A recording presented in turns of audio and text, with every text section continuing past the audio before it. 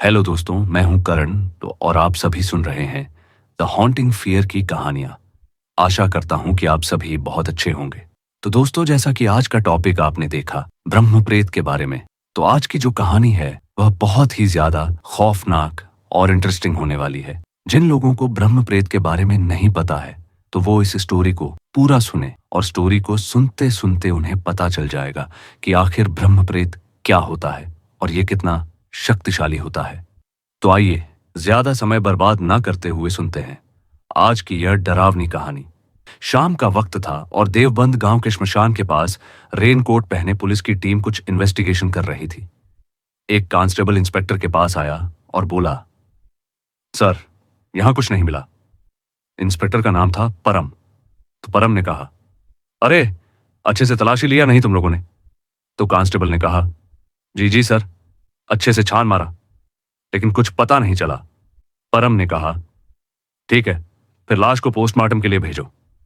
श्मशान में एक आदमी की बिना सिर की लाश पड़ी हुई थी जिसे पोस्टमार्टम के लिए ले जाया गया। परम ने कहा, पता नहीं किसने किया है, यह बड़ी बेदर्दी से मारा गया है इसे और ऊपर से इसका सर भी गायब है। परम का एक साथी था, लखन।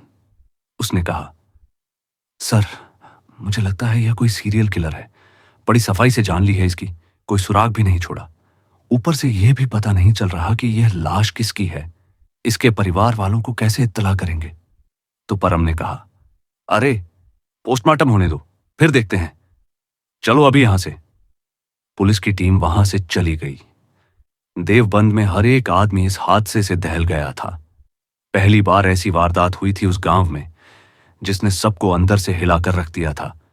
2 दिन बाद पुलिस को उस लाश की पोस्टमार्टम रिपोर्ट मिली जिससे उन्हें यह पता चला कि वह लाश 25 से 26 साल की उम्र के किसी लड़के की है और उसकी मौत 2 दिन पहले ही रात को 12 से 2 बजे के बीच हुई है। तो परम ने कहा, इस केस की अच्छे से छानबीन करनी होगी। पहले इसके परिवार वालों को ढूंढना पड़ेगा। इसके बाद पुलिस ने आसपास के लोगों से पूछताछ की और यह जानने की कोशिश की कि कहीं गांव से कोई लड़का गायब तो नहीं है। इसी दौरान उनके पास रमेश नाम के एक लड़के की गायब होने की रिपोर्ट आई, जिसके मुताबिक रमेश भी उसी रात से गायब था जिस रात पुलिस को वो लाश मिली। लेकिन पुलिस इस बात को जानकर हैरान थी कि रमेश गांव का नहीं बल्कि शहर का रहने वाला है। उसके मुताबिक रमेश 2 दिन पहले रात को देवबंद गांव आया हुआ था कुछ काम से और उसके बाद शहर पहुंचा ही नहीं। लेकिन रमेश के माता पिता ने शहर में पुलिस को रिपोर्ट की और शहर के पुलिस डिपार्टमेंट ने तुरंत देवबंद के पुलिस डिपार्टमेंट को रिपोर्ट दी। परम ने तुरंत रमेश के माता पिता को देवबंद गांव आने के लिए कहा ताकि वह उस लाश के कपड़े से यह पहचान सके कि रमेश है भी या नहीं। रमेश के माता पिता रात को देवबंद गांव पहुंचे और जब पुलिस ने उन्हें उस लाश के कपड़े और एक बैग दिखाया तो रमेश की मां ने उस कपड़े को अपने सीने से लगा लिया और चीख चीख के रोने लगी। वह लाश रमेश की ही थी। रमेश के पिता का भी बुरा हाल हो गया था, लेकिन उन्होंने रमेश की मां को किसी तरह संभाल लिया। परम ने कहा, मुझे आपसे रमेश के बारे में कुछ बात करनी है, आप चलिए मेरे साथ। रमेश के माता पिता को परम अपने कैबिन में ले गया और उन्हें पानी का ग्लास देकर पूछा, तो ये बताइए कि रमेश यहां करने क्या आया था? तो रमेश की मां कुछ कहने की हालत में नहीं थी। तो रमेश के पिता ने कहा, सर, उसने कहा था कि उसे गांव के साधारण जीवन के बारे में एक प्रोजेक्ट तैयार करना है, इसलिए वह यहां आना चाहता है। उसने कहा था कि वह शाम तक घर पहुंच जाएगा, लेकिन जब वह नहीं आया तो हम डर गए। सुबह उसे फोन लगाकर देखा तो फोन भी बंद आया, इसलिए हमें पुलिस में रिपोर्ट करनी चाहिए। लेकिन पुलिस ने भी कहा कि वह लोग 24 घंटे से पहले रिपोर्ट नहीं लिखेंगे। फिर हम अगले दिन रिपोर्ट लिखाने गए, तब उन लोगों ने आप लोगों से संपर्क किया और अब हमें हमारे बच्चे की लाश मिल रही है, वो भी ऐसे। यह बोलकर वह रोने लगे। परम ने कहा, देखिए, हम पूरी कोशिश करेंगे कि आपके बेटे के कातिल को हम पकड़कर सजा दिलाएं। इसके बाद रमेश के माता पिता चले गए और पुलिस इन्वेस्टिगेशन के काम में लग गई। करीब 1 हफ्ते तक लगातार पूछताछ के बाद भी किसी को कुछ पता नहीं चला। फिर करीब 1 महीने बीत गए उस हादसे को, लेकिन कातिल नहीं मिला और इस वजह से उसका केस बंद कर दिया गया। लेकिन ठीक इसके बाद परम के पास एक ऐसे ही हादसे की एक और रिपोर्ट आई और वह अपनी टीम के साथ वापस उसी श्मशान में पहुंचा। उसने देखा वहां पर एक और लाश पड़ी हुई है, बिल्कुल उसी हालत में जैसे रमेश की थी। उसका सर गायब था और बाकी शरीर पर कोई चोट के निशान नहीं थे। पोस्टमार्टम करने पर पता चला कि उसकी उम्र भी करीब 25 से 26 साल की होगी।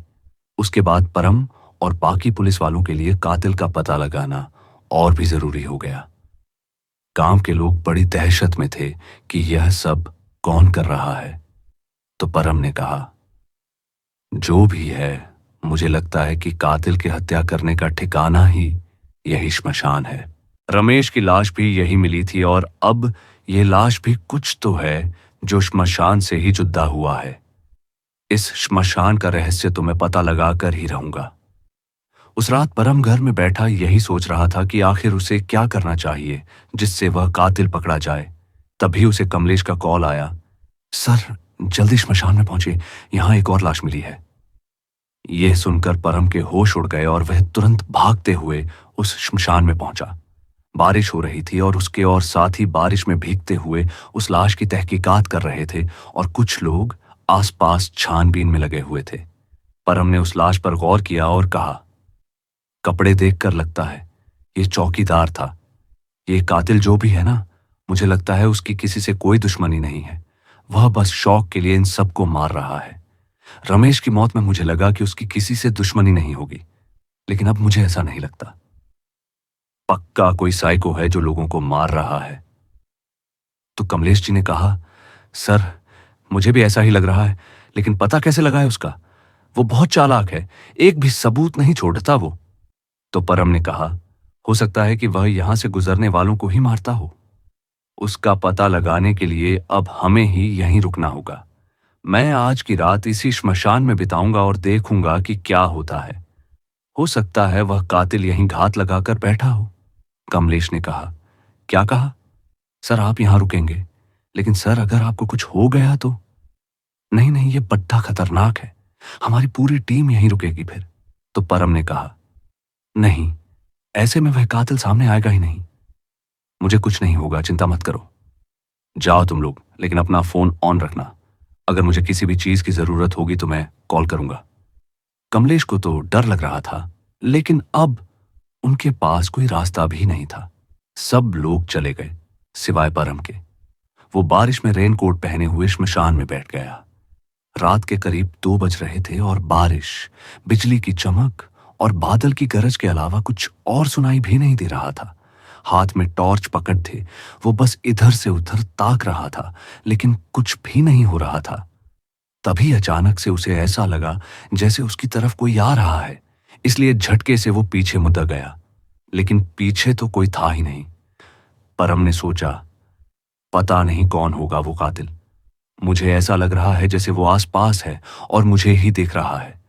तभी जोर से बिजली चमकी जो ठीक श्मशान के पेड़ पर आकर गिरी और उस वजह से वो पेड़ पूरी तरह से जल गया और नीचे गिर पड़ा। परम वो देख काफी डर गया। वो कुछ दूरी पर ही खड़ा हुआ था, लक्ष्य इसलिए वो बच गया, लेकिन जो जोर की आवाज हुई ना, उससे उसके रोंगटे भी खड़े हो गए। तो परम ने कहा, उफ यार, यहां इस मौसम में रहना खतरे से खाली नहीं है, लेकिन क्या करूं? अगर उस कातिल ने और हत्याएं की तो मेरा डिपार्टमेंट मुझे केस सॉल्व ना करने की सजा भी दे देगा। मुझे उसका पता तो लगाना ही पड़ेगा। फिर परम वहीं इधर से उधर टहलता रहा। श्मशान का सन्नाटा बिल्कुल रोंगटे खड़े कर देने वाला था। आसपास कटीली झाड़ियों के सिवाय और कुछ भी नजर नहीं आ रहा था। परम ने टॉर्च के जरिए झाड़ियों की ओर देखना शुरू किया। तभी अचानक से उसे झाड़ियों के बीच एक आंख दिखाई दी जो बिल्कुल लाल थी और वह परम की तरफ ही देख रही थी। परम के दिल की धड़कन एकदम से तेज हो गई। परम ने सोचा, ये कौन है? इसकी आंखें लाल कैसे? हो सकता है ये कोई जानवर हो। परम ने पास पड्डा एक पत्थर उठाया और उस झादी को मारा, लेकिन वो आंख अभी भी झादियों के पीछे से परम को देख रही थी। परम ने फिर से एक बड़ा पत्थर उठाया और वापस उसे मारा, लेकिन वो आंख हिली भी नहीं। परम घबरा गया। उसने सोचा, अरे नहीं, अगर इसने हमला कर दिया तो लेने के देने पड्डे जाएंगे। अरे क्या करूं यार, आसपास कोई है भी नहीं। अगर कमलेश को बुलाया तो उसे यहां पहुंचने में काफी समय लग जाएगा। इसके पास जाकर देखना पड़ेगा कि यह है क्या चीज। परम ने फिर ऐसा ही किया। वो डर डर के एक एक कदम उस छाती की तरफ बढ़ाता चला गया। हर एक कदम में उसकी सांसें तेज हो रही थी। वह झाड़ी से ही 2 कदम की दूरी पर रुक गया। पैर के पास एक लकड़ी का टुकड़ा पड़ा हुआ था, जिसे बड़ी सावधानी से परम ने उठा लिया और फिर उसी लकड़ी से झाड़ी को थोड़ा हटाने की कोशिश की। लेकिन जैसे ही उसने उस झाड़ी को हटाया, वैसे ही बड़ी जोर बादल की गरज सुनाई दी और परम की चीख निकल पड़ी। बादल की गरज से नहीं, बल्कि अपने सामने एक बड्ढे से भयानक प्राणी को देखकर, जिसकी परछाई परम पर पड्डा टाटी रेच रही थी। वो किस तरह का प्राणी था, परम नहीं जानता था। उस प्राणी के गुर्राने की आवाज सुनाई दे रही थी, जो एक तरह से किसी शेर की लग रही थी। परम ने बिना सोचे वहां से भागने की कोशिश की, लेकिन श्मशान से निकलने से पहले ही उसका सर गले से अलग होकर श्मशान की जमीन पर गिर पड़ा और उसका बाकी का शरीर छटपटाने लगा। कुछ ही देर में वापस से सन्नाटा छा गया और वह प्राणी उसका सिर लेकर वापस झाड़ियों में कहीं गायब हो गया। अगले दिन वापस से गांव में अफरा तफरी मच गई। कमलेश और उसकी टीम श्मशान आई और उन्होंने परम की सरकटी लाश देखी। पूरे डिपार्टमेंट में दुख का माहौल छा गया था। बाकी लोगों की तरह परम की भी मौत का कोई सुराग नहीं मिला। यह बात सारी पुलिस डिपार्टमेंट में फैल गई और सब बड़े हैरान हुए। रात को देवबंद गांव में सभी लोग साथ में बैठे हुए बातें कर रहे थे। इनमें से एक का नाम था गिरीश। तो गिरीश ने कहा, पता नहीं भैया, हमारे गांव के जवान लोगों से किसी की क्या दुश्मनी है। अब तक जितनी भी मौतें हुई हैं, उनकी उम्र 25 से 30 साल के बीच ही थी। पुलिस भी नहीं पता लगा रही उसका। सुन लो सब लोग, कोई भी उस श्मशान के पास नहीं जाएगा। उसके सामने से भी मत गुजरना, समझे तुम लोग। सब लोग उनकी बात मान गए और फिर कोई भी श्मशान के सामने से नहीं गुजरा। फिर 1 महीने तक ऐसी ही किसी घटना के बारे में सुनने को नहीं मिला, जिससे सबको यह विश्वास हो गया कि श्मशान में रहने या उसके पास से गुजरने वाले के साथ ही इस तरह की वारदात होती है। पुलिस डिपार्टमेंट के लिए यह शर्म की बात थी कि वह उस किलर के बारे में पता भी नहीं लगा पा रहे हैं। जब पुलिस से काम नहीं हो पाया तो जल्द ही केस एक मशहूर डिटेक्टिव टीम के हाथों सौंप दिया गया। 2 दिन के बाद वह टीम गांव आ गई। गांव के लोग उन्हें देखकर हैरान रह गए तो गिरीश ने कहा, यह अभी मरेंगे। उस टीम में 3 मेंबर थे, पवन, लोकेश और चिराग। रोशन गिरीश के पास आया और उसने पूछा, जी कुछ कहा क्या तुमने? गिरीश ने कहा, मैंने यही कहा कि पुलिस इंस्पेक्टर की तरह आप लोग भी मरोगे। अरे इतनी कोशिश के बाद पुलिस पता नहीं लगा पाई कि श्मशान का राज क्या है, तो आप लोग क्या ही कर लोगे। भलाई इसी में है कि कोई उस श्मशान के पास ना जाए तो कुछ नहीं होगा फिर। तो पवन ने कहा, अरे तो आप लोग जानते हैं ना कि श्मशान में जाने से क्या हो सकता है, लेकिन जो लोग बाहर से गांव में आएंगे उन्हें तो पता नहीं होगा ना, तो उनकी जान को तो खतरा बना ही रहेगा। इसलिए खूनी का तो पता लगाना ही पड़ेगा। आप बस इतना बता दीजिए कि उस श्मशान के बारे में आप लोग क्या जानते हैं। तो गिरीश ने कहा, अरे श्मशान का खून से क्या लेने देना भाई। तो लोकेश बोला, इस केस से जुड़ी हुई हर एक चीज का आपस में कनेक्शन है, आप बताओ तो सही, बाकी हम पता कर लेंगे। तो गिरीश ने कहा, उस श्मशान में कई सालों से कोई नहीं गया। मतलब पहले जब किसी की भी मौत होती थी तो उसी श्मशान में लाश को जलाया जाता था, लेकिन अब उस श्मशान में चिता जलाना मना है। तो लोकेश ने पूछा, ऐसा क्यों? तो गिरीश ने कहा, करीब 25 साल पहले गांव के कुछ लोगों ने वहां एक तांत्रिक को मार डाला था और तब से गांव में यह बात फैल गई कि वह श्मशान अपवित्र हो गया है।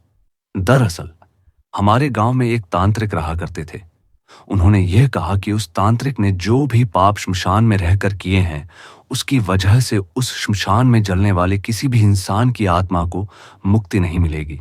तो रोशन ने कहा, बड़ी अजीब बात है। वैसे उस तांत्रिक को मारा किस लिए गया था? तो गिरीश ने कहा, वह तो हमें नहीं पता, इस बारे में तो तांत्रिक ही जानते हैं।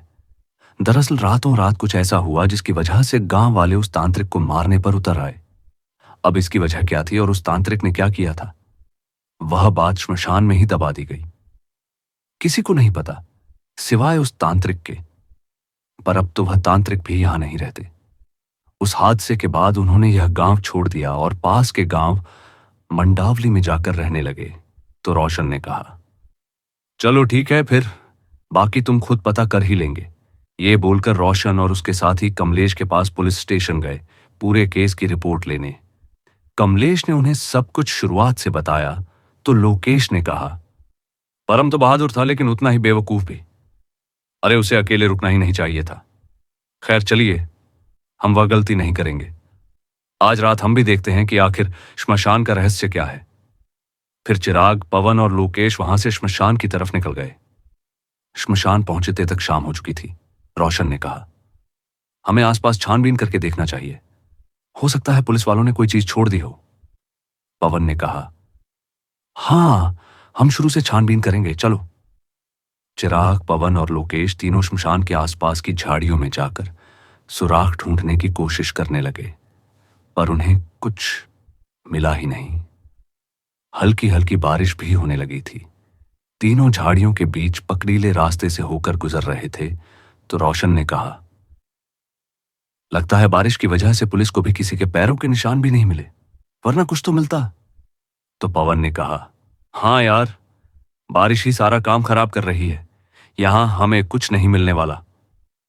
चलो वापस चलते हैं। जैसे ही तीनों वापस जाने के लिए मुद्दे, उनके पीछे से कोई बड्डी तेजी से भागा और सामने झादियों में कूद गया। उसकी आवाज से तीनों साथी डर गए और पीछे मुद्दे। उन्होंने जमीन पर देखा कि किसी के पंजों के निशान बन गए हैं और वो निशान किसी जंगली जानवर के लग रहे हैं। तो लोकेश बोला, यार, यहां आसपास कोई जंगली जानवर भी है क्या? कहीं उसने ही तो पवन ने कहा, अरे नहीं यार, जानवर होता तो पूरे शरीर को चीर फाड़ देता, सिर्फ गला काट कर थोड़ी ले जाता।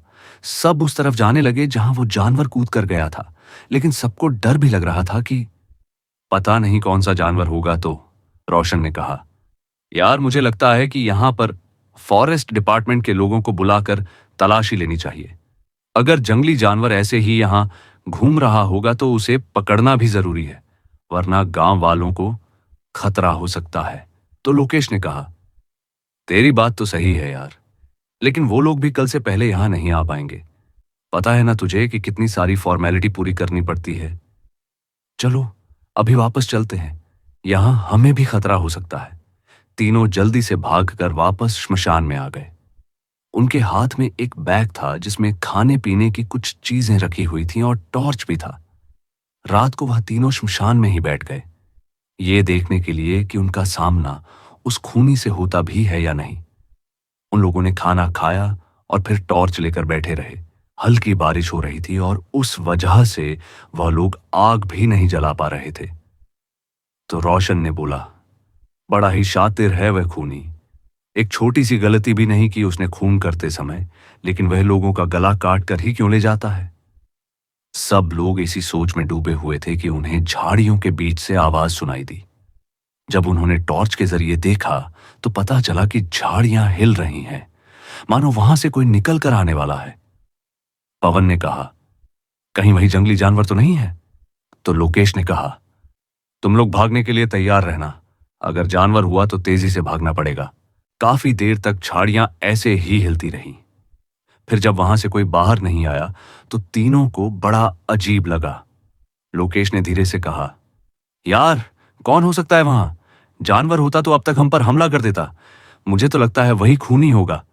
पवन ने कहा, चलकर देखें क्या यार? लोकेश और रोशन ने हां में सर हिलाया।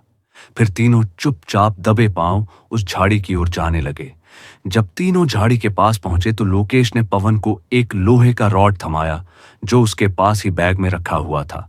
पवन ने उस रॉड को इस तरह उठाया कि वह उस रॉड से किसी को मारने वाला है। फिर एकदम से पवन ने उस झाड़ी को रॉड से मारना शुरू कर दिया, लेकिन वहां पर कोई नहीं था। लेकिन चमगादड़ों का एक झुंड अचानक से झाड़ियों में से निकल कर आया, जिससे तीनों दोस्त चीख पड़े। में से निकल कर आया जिससे तीनों दोस्त चीख पड़े। एक चमगादड़ ने सीधे लोकेश की आंख पर हमला कर दिया, जिससे उसे काफी दर्द हुआ। हालांकि उसकी आंख को कुछ हुआ नहीं, तो लोकेश ने कहा, अरे यार, बहुत दर्द हो रहा है भाई। तो पवन ने कहा, भाई तू एक जगह बैठ जा और ये ले रुमाल, इसे अपनी आंख पर फूंक मार कर रख, थोड़ा अच्छा लगेगा। लोकेश ने ऐसा ही किया। पवन और रोशन के पसीने छूट गए थे। रोशन ने कहा, पता नहीं मैंने क्या क्या सोच लिया था कि उस झादी के पीछे क्या होगा, और निकले भी तो ये चमगादड़ है। फिर पवन को गुर्राने की आवाज आई तो पवन ने कहा, तुम लोगों ने वो सुना? तो लोकेश ने कहा, क्या यार? पवन ने कहा, अरे गुर्राने की आवाज आई ना अभी। तो रोशन ने कहा, नहीं मैंने तो नहीं सुना। लेकिन वो गुर्राने की आवाज फिर से आई तो पवन बोला, अरे देखो, ध्यान से सुनो, अभी भी आ रही है वो आवाज। तो रोशन ने कहा, यार मुझे तो कुछ नहीं सुनाई दिया, कोई वहम होगा तेरा। पवन ने कहा, अरे वहां बार बार थोड़ी ना होता है यार, ध्यान से सुनो ना, मैं साफ साफ सुन पा रहा हूं उसे। इसके बाद लोकेश और रोशन ने थोड़ा ध्यान से सुनने की कोशिश की, लेकिन उन्हें कुछ भी सुनाई नहीं दिया। तो रोशन बोला, अरे भाई, कुछ सुनाई नहीं दे रहा। पवन हैरान परेशान हो गया। उसे गुर्राने की आवाज उसी तरह से आ रही थी जहां अब भी झाड़ियां हिल रही थीं। पवन ने लोहे की रॉड उठाई और वापस से उस झाड़ी की तरफ चला गया, लेकिन उसके हाथ कांप रहे थे। लोकेश और रोशन भी उसके पीछे पीछे आने लगे। पवन ने झाड़ियों के बीच कदम रख दिया और झाड़ियों को साइड करते हुए अंदर ही जाने वाला था कि तभी रोशन ने उसके कंधे पर हाथ रख दिया और डर के कारण पवन के हाथ से वो रॉड छूटकर झाड़ियों में गिर गई। तो रोशन ने कहा, यार मैं कह रहा था थोड़ा संभल के आगे जाना। पवन ने कहा, यार तेरी वजह से मेरी रॉड गिर गई, अब ढूंढने में मदद करो। रोशन पवन की मदद करने लगा, लेकिन रॉड मिल ही नहीं रही थी। फिर लोकेश ने देखा कि रॉड झाड़ियों के काफी अंदर फंसी हुई है, तो उसने कहा, अरे रॉड वहां है, हाथ डालकर निकाल लो। पवन ने भी रॉड को देख लिया, लेकिन उसके हाथ में रॉड आ ही नहीं रही थी, इसलिए वह आगे चला गया। लेकिन अचानक से उसका पैर फिसला और वह झाड़ी के दूसरी तरफ एक बड़े से गड्ढे में गिर पड़ा। झादियां काफी ऊंची थीं और अंधेरा था, इसीलिए उन्हें पता ही नहीं चला कि दूसरी तरफ गड्ढा भी है। लोकेश और रोशन उसके लिए घबरा गए। तो लोकेश ने कहा, पवन तू ठीक तो है ना? कहीं लगी तो नहीं भाई तुझे? पवन के गिरने की वजह से थोड़ी मिट्टी भी सरकती हुई पवन के ऊपर गिरी। उसका लगभग आधा शरीर मिट्टी से ढक गया था। वो सीधे मुंह के बल गिरा था, इसलिए सर में हल्की सी चोट भी लग गई। उसने जब आंखें खोली तो उसे चीजें धुंधली दिखाई दी। फिर उसने वापस से आंखें बंद करके खोली और तब उसे कुछ ठीक से दिखाई दिया। इससे पहले कि वह उठने की कोशिश करता, उसकी नजर किसी चीज पर गई और डर के मारे आंखें खुली की खुली रह गई। उसके ठीक सामने उसे एक डरावना चेहरा दिखाई दिया, जो कि दिखने में शेर की तरह दिख रहा था, लेकिन उसकी आंखें बिल्कुल लाल थीं। मूंछों के पास खून लगा हुआ था, मानो अभी अभी वो किसी का शिकार करके आया हो। वो पवन को ही देखे जा रहा था। सबसे ज्यादा हैरान कर देने वाली चीज ये थी कि उसके चेहरे की खूनी मुस्कुराहट। पवन की बोलती बंद हो गई थी। उसे लोकेश और रोशन की पुकार सुनाई दे रही थी, लेकिन वो कोई जवाब दे ही नहीं पा रहा था। पवन उठकर धीरे से बैठ गया और उसने देखा कि उसके पास ही लोहे की रॉड भी गिरी हुई है। उसने रॉड उठा ली ताकि वह खुद को बचा सके। वो अजीब सा प्राणी पवन के पास आने लगा और तब पवन ने देखा कि उसका सिर्फ चेहरा ही जानवर की तरह दिख रहा है और बाकी का शरीर इंसानों की तरह ही है। यह देखकर उसे अपनी आंखों पर विश्वास ही नहीं हुआ। वह पीछे हटने लगा। उस प्राणी के गुर्राने की आवाज आ रही थी, जो पवन के रोंगटे खड्डे कर रही थी। तो पवन ने पूछा, कौन हो तुम? तुम वही हो ना जो सबकी जान लेता है? लेकिन उस प्राणी ने कुछ नहीं कहा। पवन ने देखा कि उसके हाथ किसी के खून से रंगे हुए हैं। ये देखकर पवन डर के मारे चिल्लाया, चिराग, लोकेश, बचाओ भाई। रोशन और लोकेश उसके चिल्लाने की आवाज सुनकर डर गए। उन लोगों ने ऊपर से नीचे झांकने की कोशिश की और उन्हें सीधे उस भयानक प्राणी के दर्शन हुए। दोनों के होश उड़ गए। लोकेश ने कहा, भाई ये क्या है ये? पवन, भाग वहां से यार। पवन भागता भी तो कहां, वो एक बड़े से गड्ढे में गिरा हुआ था और वहां से ऊपर चढ़ना, वो भी उस भयानक प्राणी के रहते हुए, नामुमकिन था। रोशन ने कहा, अरे वह कैसे भागेगा? कुछ तो सोचना पड़ेगा। वह प्राणी पवन से दुगनी ऊंचाई का था, शरीर विशाल और चौड़ा था। उसने पवन की तरफ एक एक कदम बढ़ाया और पवन थरथराने लगा। उसके गुर्राने की आवाज श्मशान के सन्नाटे को चीर रही थी। पवन ने कहा, देखो, पास मत आ मेरे। उस प्राणी ने दूसरा कदम बढ़ाया और पवन डर के मारे पूरी तरह से पसीने से भीग गया था। वह प्राणी उसके बहुत करीब आ गया था। पवन ने उसे रॉड से मारा, लेकिन उस प्राणी पर कोई असर ही नहीं हुआ। पवन ने कई बार कोशिश की उसे मारकर भगाने की, लेकिन उस विशाल जानवर पर कहां असर होने वाला था। उस जानवर की आंखें और लाल हो गईं, जैसे कि अब उसे बहुत गुस्सा आ गया हो। उसने पवन के चेहरे पर अपना एक पंजा मारा और पवन दूर जा गिरा। उसके चेहरे पर उस जानवर के नाखून लग गए, जिससे बड़ा खून बहने लगा। पवन खधा हुआ और वापस से गड्ढे से निकलने के लिए ऊपर चढ़ने की कोशिश करने लगा, लेकिन हर बार वो फिसल के नीचे गिर जाता। रोशन और लोकेश को कुछ समझ नहीं आ रहा था कि वो क्या करे। तभी रोशन को एक तरकीब सूझी। उसने कहा, आग। मैंने सुना है जानवर आग के पास नहीं आते, जल्दी से आग जला। रोशन और लोकेश ने एक लकड़ी उठाई, लेकिन वो गीली थी, इसलिए लोकेश ने अपनी शर्ट निकाली और उस लकड़ी पर लपेट दी और फिर रोशन ने उसमें आग लगा दी। फिर दोनों वापस से गड्ढे की तरफ गए। वो जानवर फिर से पवन के पास पहुंच गया था और उसे मारने ही वाला था कि पवन ने उसकी आंखों में मिट्टी फेंक दी, जिससे वो जानवर पीछे हट गया और अपनी आंखों से मिट्टी हटाने लगा। इतने में ही रोशन ने गड्ढे में उस आग के मशाल को फेंक दिया, जो पवन के पास आकर गिरा। पवन ने उसे उठा लिया और उससे उस जानवर को मारने की कोशिश करने लगा। उस जानवर ने जब आग को देखा तो वो जोर जोर से गुर्राने लगा। पवन ने उसके चेहरे के पास मशाल ले जाने की कोशिश की और उसने देखा कि वह जानवर पीछे हट रहा है और जोर से गुर्रा रहा है। पवन ने आग से फिर से हमला किया और इस बार वह जानवर सच में वहां से भाग गया। तब जाकर पवन की सांस आई। वो तुरंत उस गड्ढे से निकलने की कोशिश करने लगा और बहुत मेहनत और दोस्तों की मदद से वो ऊपर पहुंच गया। तीनों ने एक पल गवाए बिना वहां से भागना ही सही समझा। पवन, लोकेश और रोशन को अब उस श्मशान का रहस्य समझ आ गया था। उन्हें पता चल गया था कि वो अजीबोगरीब जानवर ही सबको मार रहा है, लेकिन यह जानना बाकी था कि आखिर वो क्या चीज है। वो सबको मारकर सर लेकर क्यों गायब हो जाता है और उससे छुटकारा कैसे पाया जाए। अब पवन को तुरंत गिरीश के घर ले जाया गया, क्योंकि पेशे से वह एक वैद्य था। गिरीश ने जब पवन की हालत देखी तो वह काफी डर गया। उसने पूछा, उसी कातिल ने यह हालत की है क्या इनकी? लोकेश ने कहा, हां, आप जल्दी से देखिए इन्हें, इस वक्त इसे शहर नहीं ले जा सकते हम। तो गिरीश ने कहा, हां, आइए ना, आप इन्हें यहां लिटा दीजिए। इसके बाद रोशन और लोकेश ने पवन को लिटा दिया। इलाज करते करते गिरीश ने रोशन से उस हादसे के बारे में पूछा। तब रोशन ने उसे सारी बात बताई कि उनके साथ क्या क्या हुआ और उन्होंने क्या देखा। गिरीश के चेहरे का रंग भी उड़ गया। रोशन और लोकेश तो पहले से ही घबराए हुए थे। पवन को थोड़ी बेहोशी छाने लगी थी भागते वक्त, तो वह गिरीश के घर आते तक बेहोश हो गया था। तो गिरीश ने पवन के जख्मों पर लेप लगा दिया था। गिरीश ने कहा, अब क्या करेंगे आप लोग? वह जानवर अगर गांव में आ गया तो क्या हम गांव छोड़कर चले जाएं? तो लोकेश ने कहा, नहीं, ऐसे इस समस्या का हल नहीं निकलेगा। वह जानवर नहीं था, किसी भूत पिशाच की तरह था वह। बड़ा शरीर, भयानक चेहरा, बाकी का आधा शरीर किसी इंसान का ही था। मुझे लग रहा है कि यह बात उस तांत्रिक से जुड़ी हुई है जिसे गांव के लोगों ने मार दिया था।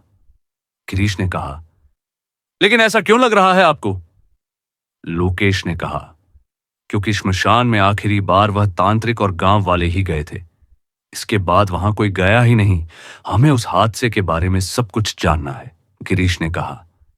लेकिन उसके बारे में अब आपको वह तांत्रिक ही बता सकते हैं, वो तो मंडावली में रहते हैं। तो रोशन ने कहा, तो हम मंडावली जाएंगे कल सुबह ही। कुछ भी करके उस जानवर का खेल खत्म करना ही पड़ेगा। गिरीश ने कहा, फिर ठीक है, फिर मैं भी चलूंगा आप लोगों के साथ। लेकिन गांव वालों को इस बारे में पता नहीं चलना चाहिए, वरना तो वो लोग बहुत घबरा जाएंगे। रोशन और लोकेश मान गए। अगली सुबह तक पवन को भी होश आ गया और वह पहले से काफी अच्छा महसूस कर रहा था। इसलिए उसने भी मंडावली जाने की जिद की। फिर चारों मंडावली के लिए निकल गए। मंडावली देवबंद के मुकाबले एक बड़ा गांव था, जहां शीतला मां का एक छोटा सा मंदिर था और उसी मंदिर में तांत्रिक काफी सालों से पूजा पाठ किया करता था। लेकिन उम्र ज्यादा होने के साथ साथ उनकी तबीयत खराब होने लगी थी, इसलिए वह अब पूजा पाठ भी नहीं करवा पाते थे और घर पर ही रहते थे। गांव का हर आदमी उन्हें जानता था, इसलिए जब गिरीश ने उनका पता पूछा तो उन्हें आसानी से उनका पता मिल गया। वो लोग सीधे तांत्रिक के घर पहुंच गए और देखा कि तांत्रिक एक खाट में लेटे हुए आराम कर रहे थे। तो गिरीश ने कहा, तांत्रिक जी, तांत्रिक जी। तांत्रिक ने आंखें खोली और देखा कि गिरीश आया है। वह गिरीश को अच्छे से जानते थे। तांत्रिक उसे देख बड़े खुश हुए और कहा, अरे गिरीश, तुम यहां कैसे? अच्छा लगा तुम्हें? इतने सालों के बाद यहां देखकर कैसे आना हुआ, और ये लोग कौन हैं? गिरीश परेशान लग रहा था तो तांत्रिक समझ गए। उन्होंने पूछा, सब कुछ ठीक तो है ना? बड्डे परेशान लग रहे हो। गिरीश ने तांत्रिक जी को सारी बातें शुरुआत से बताई और सारी बातें जानकर तांत्रिक के होश भी उड़ गए। तांत्रिक ने कहा, नहीं, ये नहीं हो सकता, मेरा डर सही निकला। गिरीश ने कहा, कैसा डर तांत्रिक जी? तो तांत्रिक ने कहा, श्मशान के अपवित्र होने की बात झूठी थी, मैंने झूठ कहा था। गिरीश हैरान हो गया। उसने कहा, लेकिन ऐसा क्यों?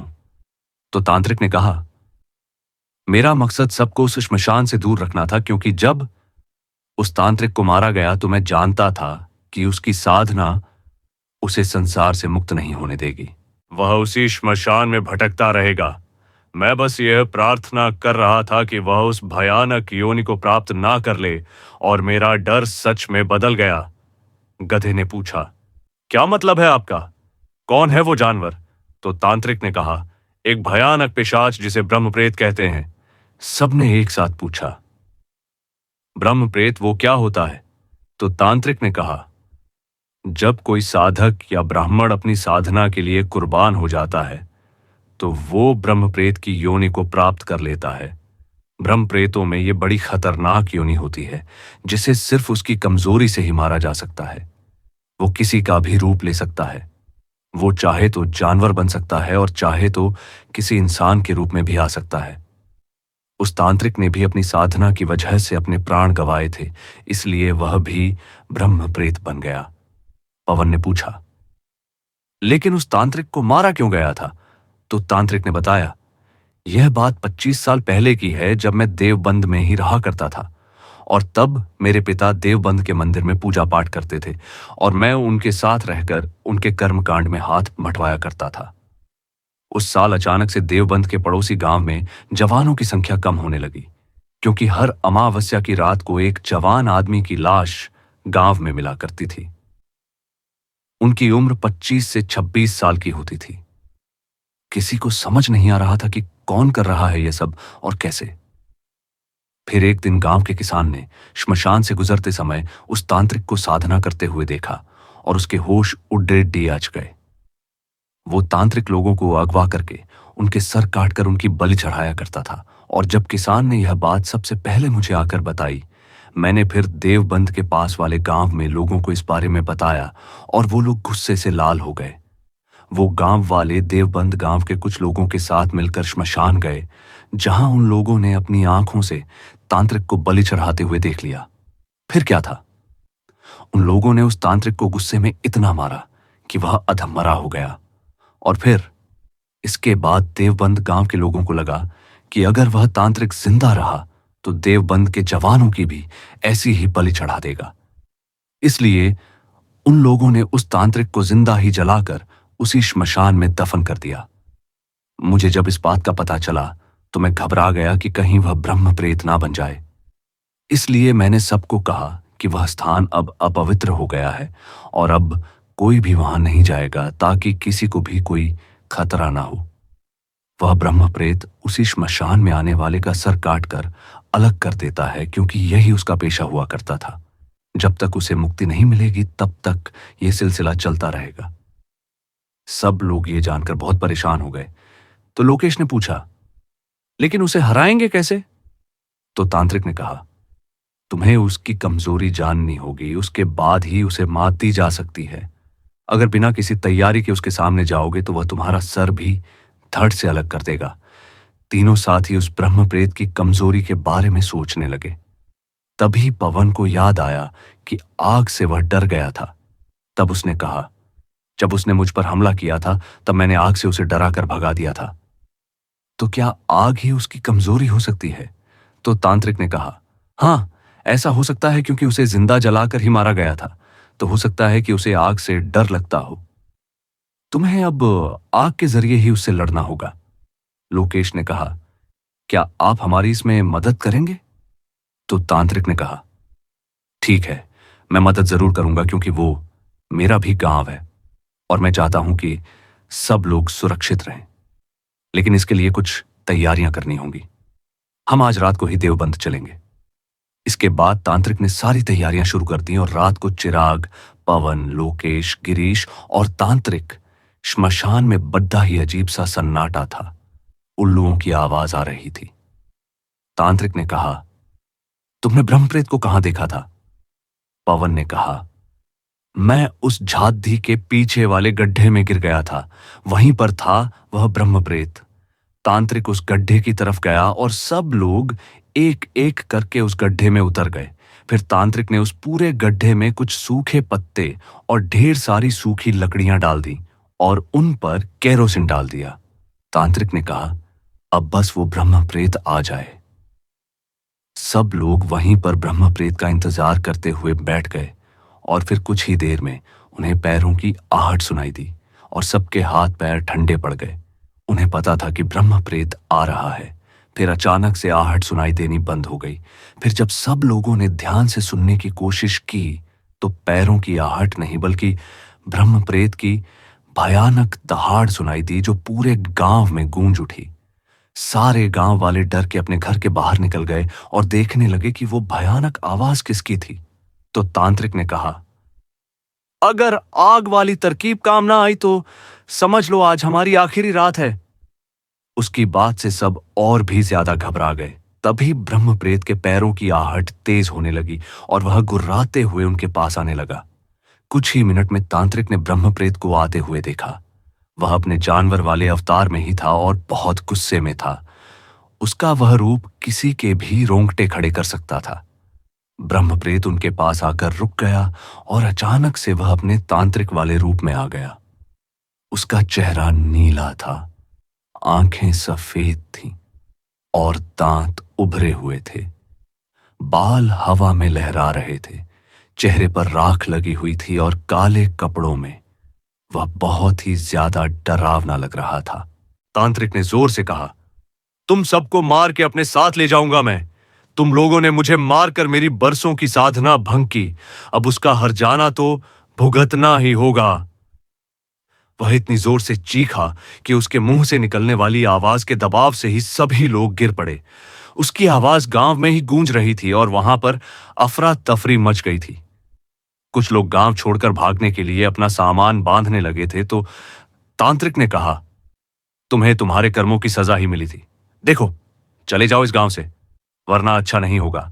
तो तांत्रिक ने कहा, एक एक को मारूंगा, उसके बाद ही इस गांव से जाऊंगा। तांत्रिक ने कुछ मंत्रों का जाप किया और वह वापस से जानवर वाले रूप में बदल गया। फिर वो आगे बढ़ने लगा।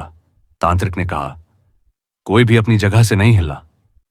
उनका मकसद ब्रह्मप्रेत को उस एरिया में लाना था जहां आग जलाने की तैयारी की गई थी।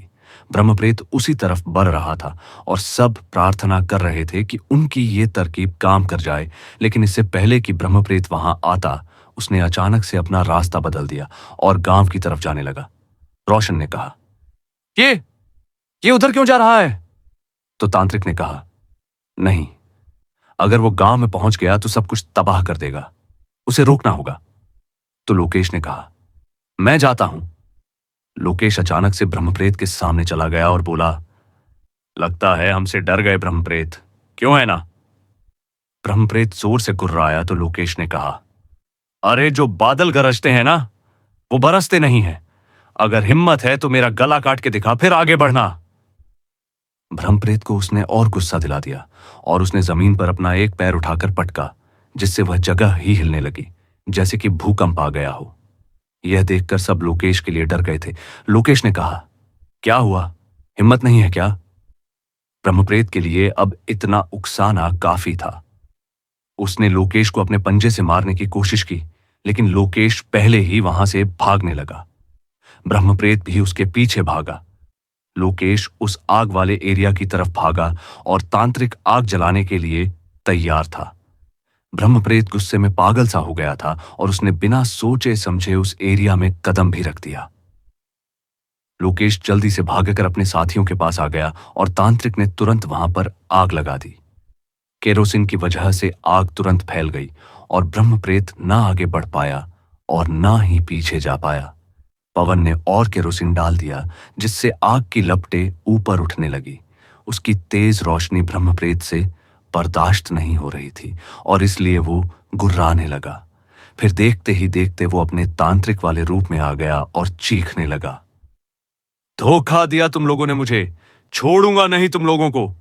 तांत्रिक आग से इतना ज्यादा डर गया था कि उसे यह भी याद नहीं रहा कि वह एक प्रेत है और उसके पास असीमित ताकत है।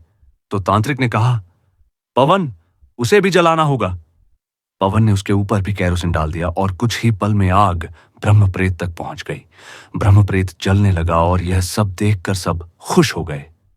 उसकी चीख गांव वालों को भी सुनाई दे रही थी और कुछ ही देर में वह चीखते चीखते राख में बदल गया।